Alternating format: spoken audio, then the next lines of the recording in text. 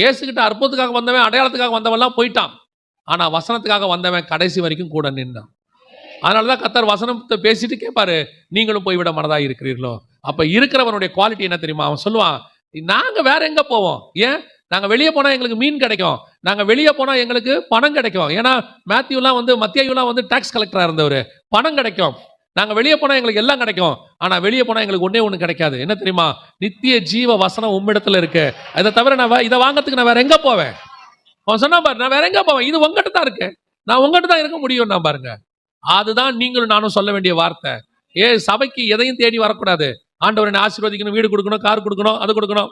இந்த வசனத்துக்குள்ள நீங்க ஒன்று தெரிஞ்சுக்கொள்ளுங்க, இந்த வசனத்துக்குள்ள எல்லாமே இருக்கு. வசனத்துக்குள்ள சுகமளிக்கிற வல்லமை உண்டு, வசனத்துக்குள்ள விடுதலையாக்குற வல்லமை உண்டு, வசனத்துக்குள்ளே தீர்க்க தரிசனம் உண்டு, வசனத்துக்குள்ளே உன்னை ஆசீர்வதிக்கிற வல்லமை உண்டு. நீ வசனத்தை பேசு, மிச்சம் எல்லாவற்றையும் கர்த்தர் கூட உனக்கு தருவார்.